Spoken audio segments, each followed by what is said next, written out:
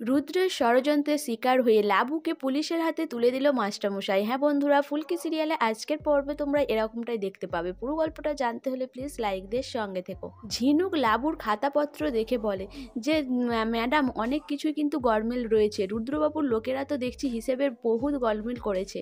তখন লাবু বলে যে হ্যাঁ, সেটাই তো দেখছি। এখন তো রুদ্ররূপকে সে ছেড়ে দিলে আর চলে না। সেই সময় রুদ্রের দুজন লোক এসে হাজির হয়। তারা বলে যে ম্যাডামের সাথে আমাদের কথা রয়েছে। এরপর ঝিনুক ওখান থেকে চলে যায়। লোক দুটি লাবুকে শাসাতে থাকে, যে বলে বৌদি, তুমি কিন্তু খালি দাদার বউ বলে আমরা ছেড়ে দিচ্ছি, না হলে কিন্তু তোমাকে আমরা শেষ করে দিতাম। তখন লাবু বলে যে মুখ সামলে কথা বলো, যেই জন্য এসেছো সেই জন্যই কথাটা বলো, আর অন্য কিছু বললে কিন্তু আমি ছেড়ে কথা বলবো না। এর মধ্যেই সজল বলে যে বৌদি দেখো, তুমি এইসব নিয়ে কিন্তু বাড়াবাড়ি করো না, দাদা কিন্তু তোমাকে ছেড়ে কথা বলবে না। এই নিয়ে লাবুর সাথে সজলের কথা কাটাকাটি শুরু হয়। এদিকে বাড়ির সবাই নিজেদের মতো ব্যস্ত থাকে, সবাই মিলে খাওয়া দাওয়া করতে ব্যস্ত থাকে।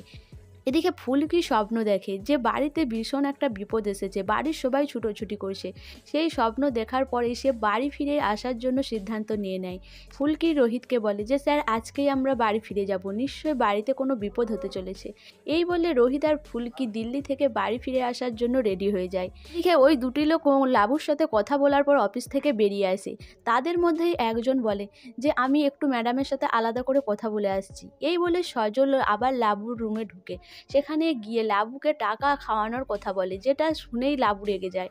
বলে আমাকে কাটমানি খাওয়াতে এসেছো, আমার এই অফিস থেকে বেরিয়ে যাও, না হলে কিন্তু খুব খারাপ হয়ে যাবে। তারপরেই সজল ওই অফিস রুম থেকে বেরিয়ে আসে। এদিকে বাইরে ওয়েট করতে থাকে রুদ্র বাড়ির সবাইকে উপর থেকে খেয়াল করে, কিন্তু বাড়ির কেউ রুদ্রকে দেখে না। এদিকে সজলই যখন রুদ্রকে দেখতে পায় তখন সে চমকে যায়। সে বলে যে দাদা দাদা বলার আগেই রুদ্র তার মুখটা চেপে ধরে। তারপরেই সে পিস্তল দিয়ে গুলি চালিয়ে দেয়। গুলি খাওয়ার পরে ছেলেটাকে ওখান থেকে টেনে নিয়ে রুদ্র কোথাও একটা চলে যায়। এদিকে বাড়ির সবাই নিচে থাকে, কিন্তু কেউ ওই সব খেয়াল করে না। তারপরে বাড়িতে এসে ওই সজলের সাথে যে ছেলেটি এসেছিল সে এসে হাজির হয়। বলে সজলদা এখনও বেরোচ্ছে না কেন, ম্যাডাম এখনও আটকে রেখেছে।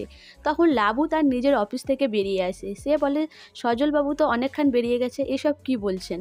সেই ছেলেটি তখন বলে যে আমি তো বাইরেই অপেক্ষা করছি, কই সজলদা তো বেরোয়নি। এই নিয়ে হুলুস তুলুস পড়ে যায় রায়চৌধুরী বাড়িতে। এদিকে রুদ্র তার ছেলের দিকে খুঁজে না পাওয়ার কারণে পুলিশকে জানিয়ে দেয়। পুলিশ মিডিয়া এসে হাজির হয় ওই রায়চৌধুরী বাড়িতে।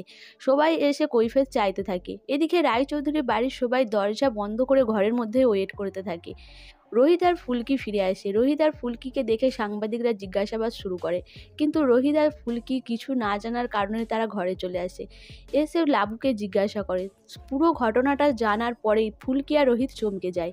এদিকে রুদ্র এসেও হাজির হয়। রুদ্র বলে যে আমার ছেলেরা এখানে এসেছিল, লাবণ্য সান্যাল ডেকেছিল তাই, আর আমার ছেলের দিকেই গায়েব করে দিয়েছে।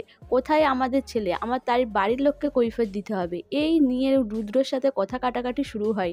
এদিকে পুলিশ অফিসাররা বলে যে তাদের কাছে ওয়ারেন্ট রয়েছে, তারা গোটা বাড়ি সার্চ করে দেখবে।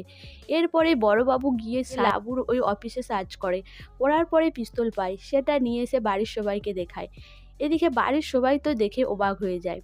এদিকে আগামীতে দেখানো হয় যে যে বডিটা পাওয়া যায় সেখানে লাবণ্য ছাড়া কারো হাতের ছাপ নেই। সেটা দেখে পুলিশ অফিসার লাবণ্যকে অ্যারেস্ট করতে আসে।